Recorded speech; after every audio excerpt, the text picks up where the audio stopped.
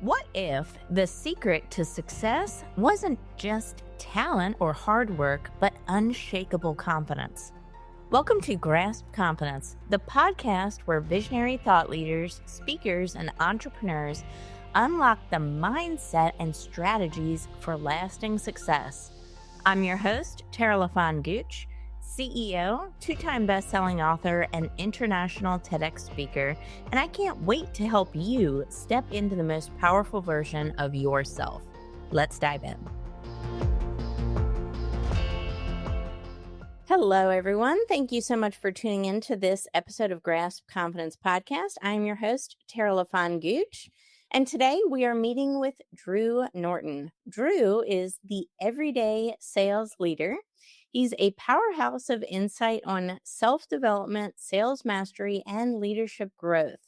With experience spanning sales, hiring, recruiting, and training across multiple industries, Drew has mastered what it takes to drive both personal and organizational success. His mission? To help professionals turn potential into performance, transforming everyday actions into extraordinary results through actionable, real-world strategies. Tune into this episode and discover how to elevate your sales, leadership, and mindset from the inside out. Drew, welcome to the show. Tara, thank you so much. It's exciting to be with you this morning. I'm looking forward to it. Absolutely. Yeah. We were talking off air, and I was saying how important confidence is in building a business and selling and scaling a business, right? You have to have confidence in order to go to that next level of success. And I think so many people miss that. What do you think? Yeah, I've seen that a lot for myself too.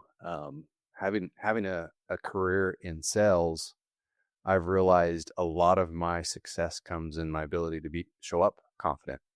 And so the more confident I am, it seems like the more success seems to follow.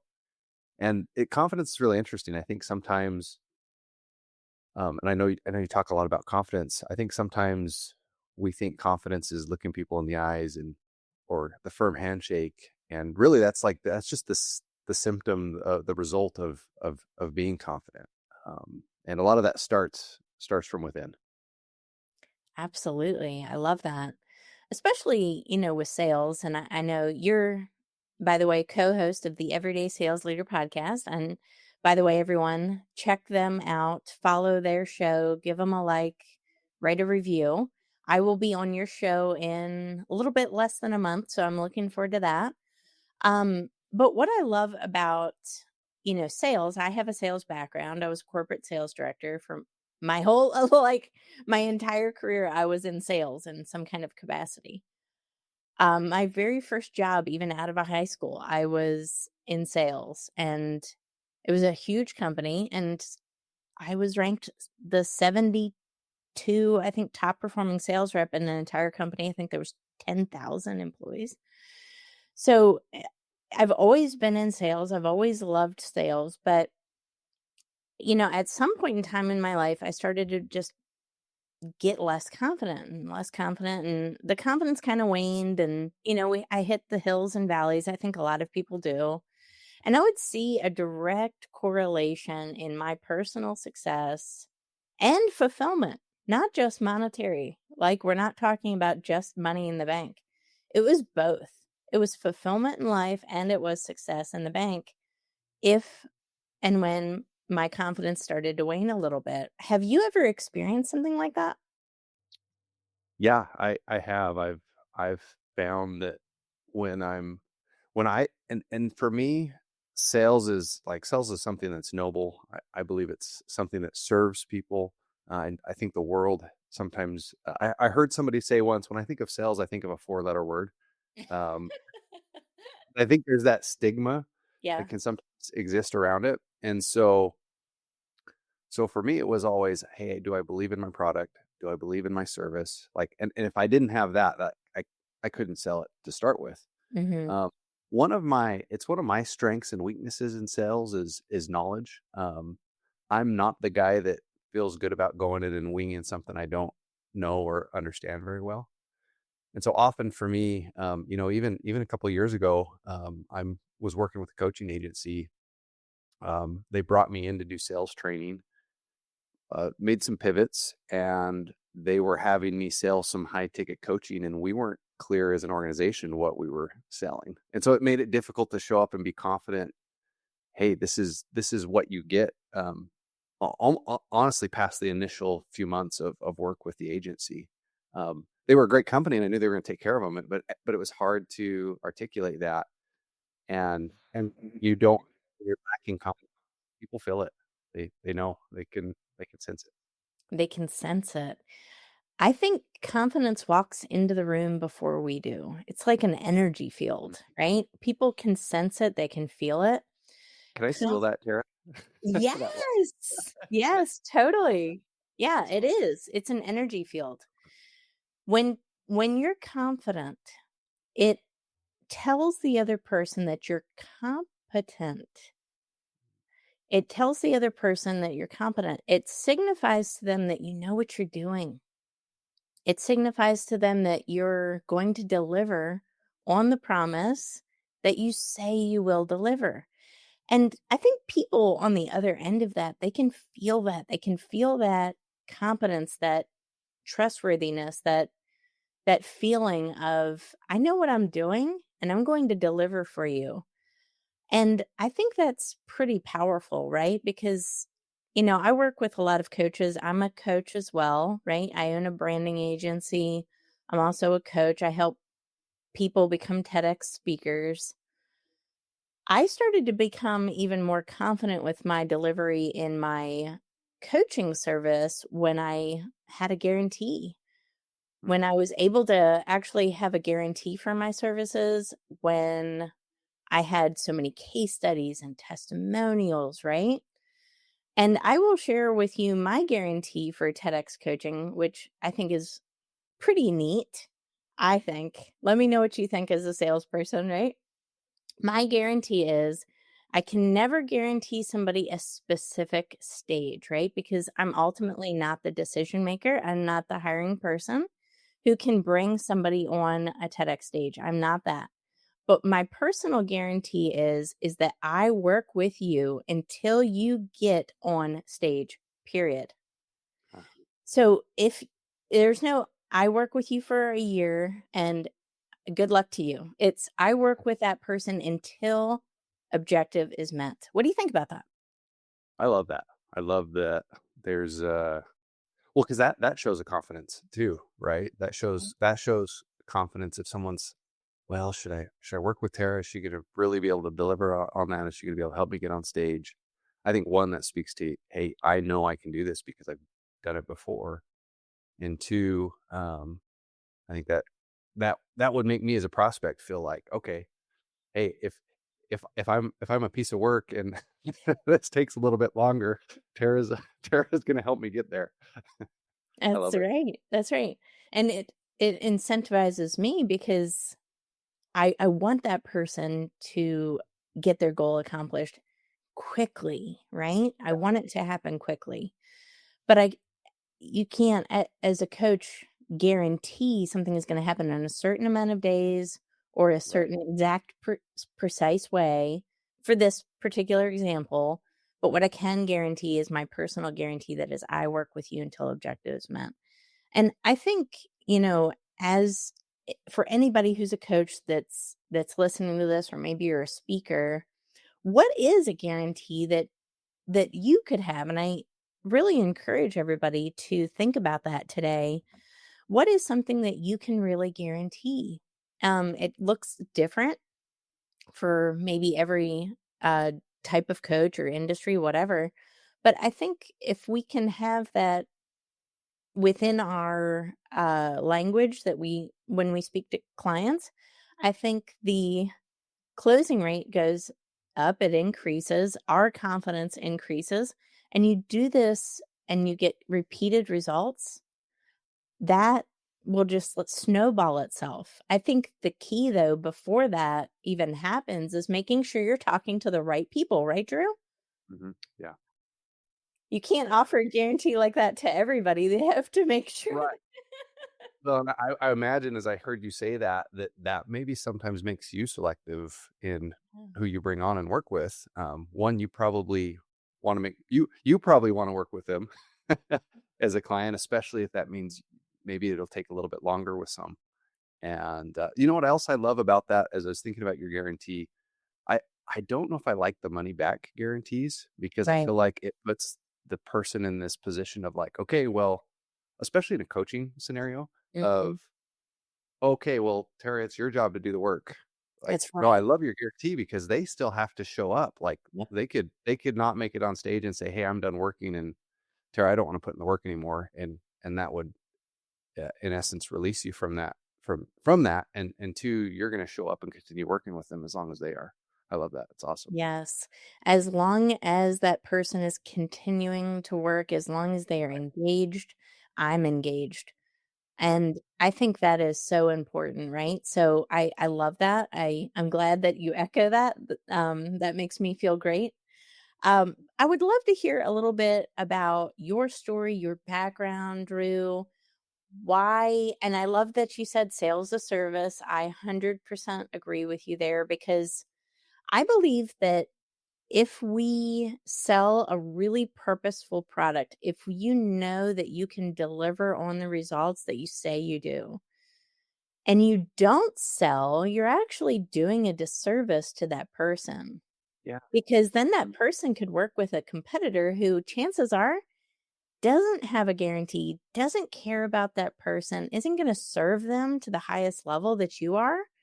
So, how did you get into this and how did you come to the mindset of sales is service? Yeah, and one thing I want to just expound on that, and then to answer your question, I think you have like if you know your product or service is what someone needs, like I believe you have a moral obligation to help them find that, discover that, and see that. And Yeah. so, no, I love that. Yeah, I never thought I would get into sales or be in sales or have a career around sales or even around leadership. Um, I grew up in a tiny town, southeastern Arizona. My first job was working in the cotton fields at 5 o'clock in the morning, hoeing weeds. Do you have Uh, pictures, Drew? Do you have pictures?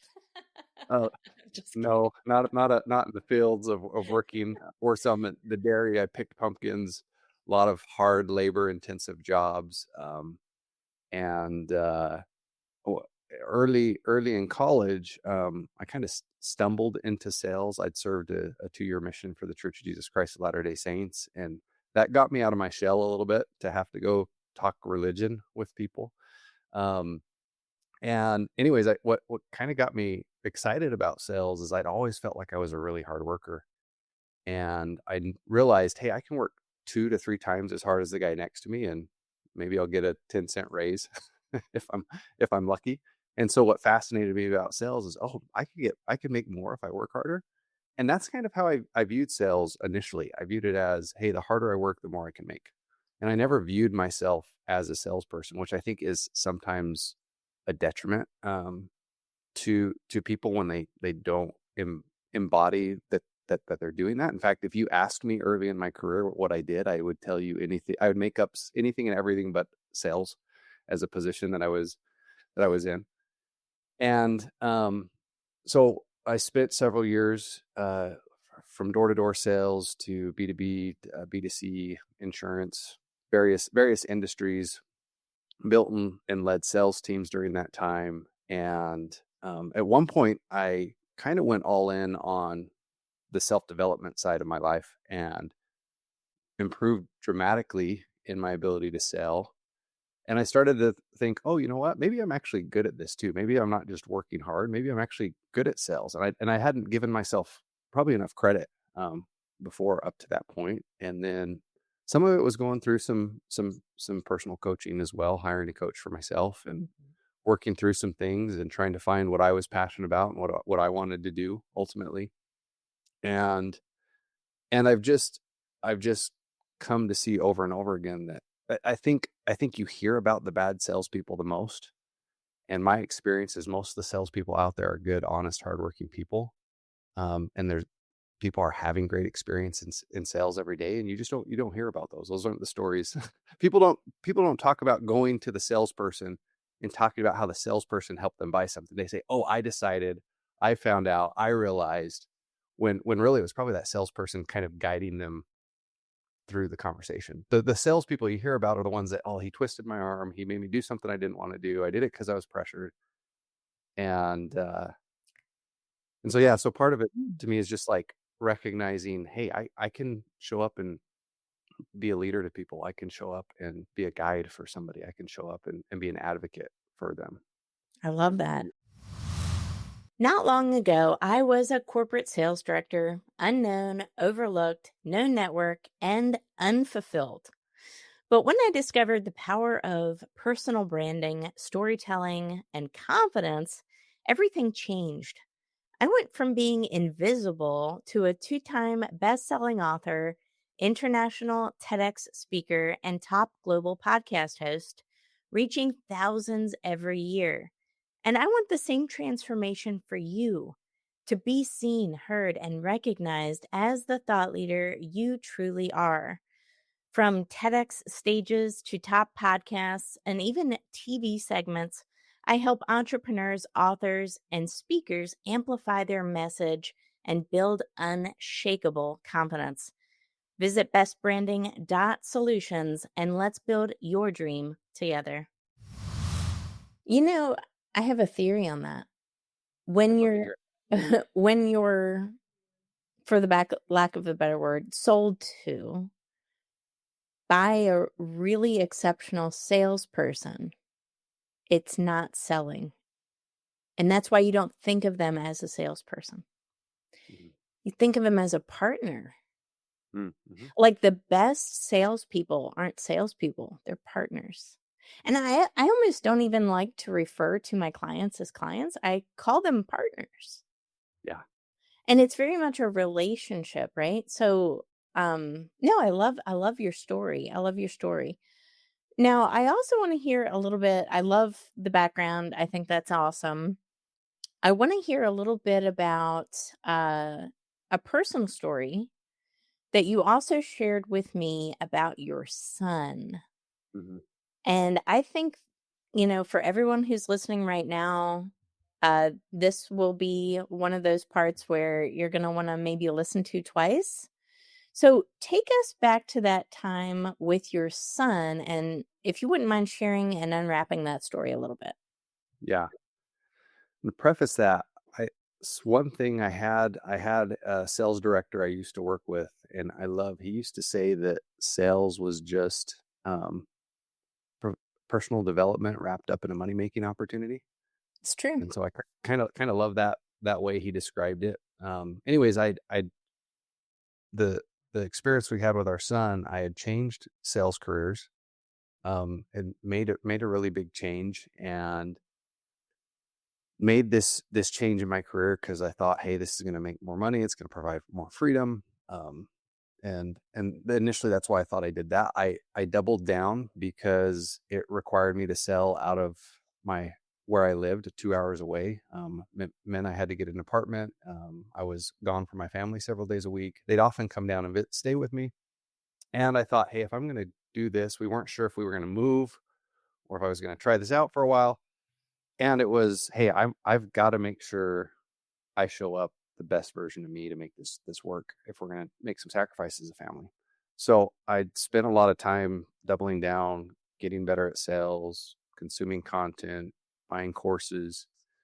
And one day, I was coming home from work. My wife had brought the kids into town, and I called her and said, "Hey, I'm going to be home in a few minutes. Let's get our kids ready, and we'll head back to 2.5 hours to our home." As I pulled into the parking lot, I heard ambulances, heard sirens, pulled up to the apartment. As I opened the door, there was my wife kneeling on the ground. She was in tears. Our 6-month-old son was on the floor. He was wheezing. I could tell something was wrong. It seemed like seconds later, paramedics were kind of like rushing in past me and pushing me off to the side. And next thing I know, my wife and our 6-month-old son are loaded up in the ambulance, and they took off without me. Um, they wouldn't let me leave at first because he was young, and because they weren't afraid. They didn't know if he was going to make it or not. If he passed away, they were going to have to like turn our house into a crime scene. So I couldn't even leave the apartment at first, which was agonizing. They made me wait until they got there and said he was stable. Um, what happened in the few minutes between me um, calling my wife and showing up is she decided, hey, I'm going to go get my son up. There's a lot of miracles, and I'd love to tell the whole story, but it would probably take over an hour to tell all the details. But she got up and she thought, okay, I need to go get our son up. And when she went to pick him up out of his pack and play, he was gray and limp and wasn't breathing. Um, she she did CPR, ultimately saved his life, and the hospital ran a bunch of tests on him. He was misdiagnosed with a heart condition, so for a couple months we thought he had a life-threatening heart condition. Turns out what he's I'm happy to say he's doing great now. He's a happy little 7-year-old boy. And what happened though was we we knew he had a hernia. He had rolled over in the pack and play. We found a broken slat in the pack and play, and we think what happened is that he just got his face caught down and that he couldn't lift himself up and roll over and just suffocated, which led to a bunch of weird things that showed up that had him misdiagnosed with a heart condition. As you can imagine, through one, no mom should have to walk in and find her child like that, and we're so grateful that he's okay. Two, there was a lot of trauma and trauma that she went through, a lot of anxiety and stress that she had to deal with after that. And the first week or two, she couldn't sleep at night, like she couldn't sleep at all. And it probably was about 2 years before she felt like she was back to normal. She went through a lot of, between a lot of prayer, through seeking professional help. That really helped. And what also happened over that time is we had some of the best conversations we'd ever had, as a husband and wife. And I recognized that I was helping her talk through things. I was helping her. She would tell me things and I'd repeat things back to her, or I'd ask her questions in a way that would help her kind of sift through the noise in her own head and discover what she was feeling, and talk through those things. And I recognized at the time, I was like, wow, like a lot of the things that are helping me communicate with my wife have been the stuff I've been studying to help teach people in sales. And I used to believe I made that career change because it was going to help me make more money, or because it set me up for greater things in life. And it has, but I also believe that 6 months earlier, I wasn't the husband she needed. I wasn't who she needed to help her get through that time in her life. And so that's why I like to say sales is life, and why I believe that improving in sales helps every aspect of your life. I don't care if it's negotiating with your kids at the dinner table to eat their broccoli at night, or if you're leading a team, telling them, hey, this is why we're making a change and this is our vision for the future. Like the ability to sell and influence others is so important. And it can even bless the personal relationships you have with your family and those close to you. There was a time when I barely spoke about my faith, but this year I decided to be bolder than ever. God placed a calling on my life, and when I finally embraced it, doors opened. From best-selling books to stages, I found the confidence to walk in His purpose. Now I want the same for you. At the From Calling to Confidence Christian Women's Retreat, you'll discover clarity, deepen your faith, and gain the courage to step into your God-given calling. This is happening in Cabo San Lucas, Mexico on January 16th through 19th, 2026. And ladies, we have 3 spots left. That's it. So when they're gone, they are gone. Reserve yours today and visit TaraLaFonGooch.com/retreat for more information. I love that. What a powerful story. And it's so true, right? Sales is life. And if you're in business, you're in sales. I think a lot of people don't realize that, but we sell every single day. Yeah.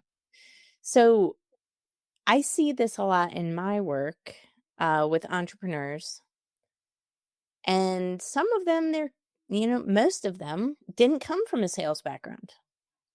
Mhm. They're very good at one specific thing, their sandbox, Yeah, and they've never sold to anybody before. So they think, right. right? Yeah. So they tell themselves a narrative that I've never sold before, so I don't have experience in selling, so I can't do this. And my work with them is figuring out what have you sold before because you've clearly sold something. You wouldn't have gotten to this point in life, right? As a physician, as a leader, as an expert, if you have never sold before. So it's figuring out for some people what is the wins that they've had along the way that have gotten them to the point they are, and then double down, double down on that, and then you know, put it in a package. And now all of a sudden you can start selling. Um, and it is communication, it's active listening. Most of sales is listening. I think so many people are so consumed with, am I going to say the right thing? Am I going to do this the right way? Am I going to present it the right way? I have found in my experience that if you show up as a leader with the mindset that you are ready to listen and serve and talk less, your sales rate will dramatically increase. You really don't have to do that much talking in order to sell effectively. What do you think about that? No, I love that. And you spoke earlier about professional salespeople not really selling you. Um, That's right. They're I believe, partners. yeah, they're partners, and what they often do is they're often asking you good questions or giving you space to speak, where you can maybe discover things you didn't realize beforehand. And so I used to believe that, like, hey, discovery was for me to learn some info about you so later I could pull out my arrow and use my good one liner at the end to try and, you know, get you to close with me. And what I've come to realize is that discovery is really about helping the person on the other side discover something they didn't know about themselves or about their situation or their circumstances.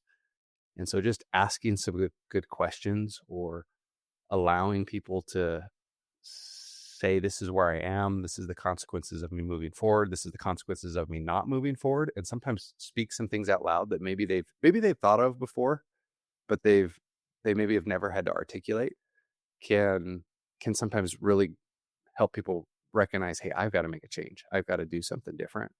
And it's way more powerful when it's it, it's way more powerful, Tara, when it's my idea that I'm doing something than when it's the salesperson's idea. And so they can let you have the space by asking some good questions, listening, repeating things back to you in a way that help you kind of sift through your own thoughts and emotions like that. That's yeah, that's where it becomes really powerful. I love that.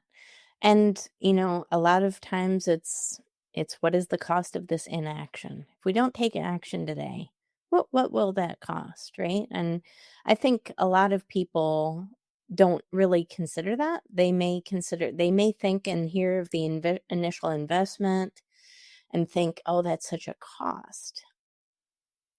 Maybe I'm not ready, maybe, there's some type of money objection or something like that."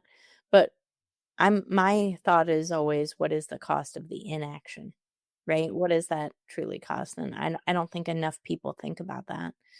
That's something that I think about in my life. If I'm considering investing in something, I say to myself, if nothing changes, nothing changes. And I think anybody, regardless of what your goal is, if your goal is to build a business or scale your business or start a business, speak on stage or do anything, what is the cost of not doing it, right? We may never know, but what is, you know, also I think about, if nothing changes, nothing changes. Do I want to be in the same spot in 6 months or a year that I am today, or in a worse spot? Mhm. That's hard, but I think it's important, right? Yeah. sometimes it's uncomfortable. It is Sometimes un it's uncomfortable helping someone ask a question and going where they maybe don't want to go, and sometimes it's the best thing you can do for somebody is help them get a little bit uncomfortable. Yep, absolutely. I love that. So many gold nuggets today. Drew, I would love to hear from you. Do you have like maybe one piece of advice for somebody out there? They're an entrepreneur, maybe they're a coach or a speaker or something like that. What would one piece of advice be for you, for that person to improve their sales? What would you say to that person?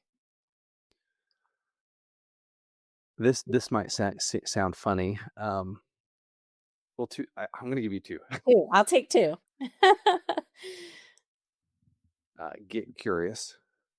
Often we're not asking questions or listening because we're so worried about what we're going to say.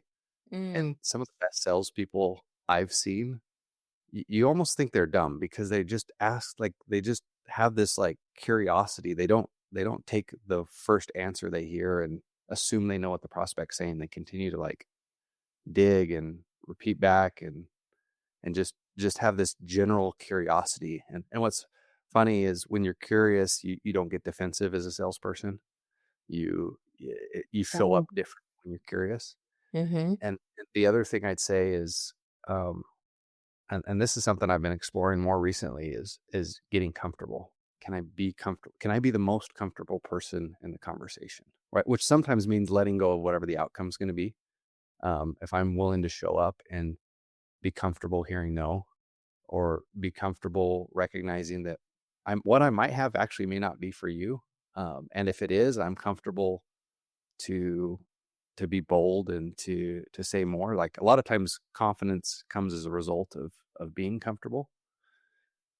And so we could talk about a bunch of one-liners and way to phrase a question to get a better response and how to make a prospect feel safe. But if you sometimes we don't talk enough about who do you have to be as the Mm. salesperson. I've got to be somebody who's curious. I've got to be someone who's comfortable. I've got to be someone who's confident. I love that. I actually was on a sales call last week and they told me I was not a fit for them. Mm. And can I tell you, I had so much respect for that company for saying Yeah. that. So much respect that I asked them at the end, I said, "That's not a problem. Thank you, by the way, for not wasting my time. But who is a fit? Because I might know somebody who could benefit from your service." So I not number one, I wasn't a fit, but I was willing to refer them to other people who may be. That is also that's the power of just having that honest, curious conversation. Get curious, ask a lot of questions. You're not going to bat a thousand um, with the people that you have maybe discovery calls with or initial calls with, whatever. Some of them may not be your perfect prospect, and that's okay. But ask questions, get curious, and then during that discovery conversation, you'll either realize they're a fit or not. And if they're not, can you guide them to the fit? Then that person is only going to have an uplifting, positive experience with your brand. And you never know, just because it wasn't a fit at that moment, what could be in the future for you. And that person might be your best advocate just because you were curious, you asked the right questions, and you were honest during that process. You're not going to be everybody's fit, and that's okay. You actually don't want to be. Right. That's important too. I think so many of us try to be everybody's perfect fit. We're not. People have actually more respect for you when you filter out and when you say, you know what, I appreciate the work you're doing. I just don't know if it's a fit.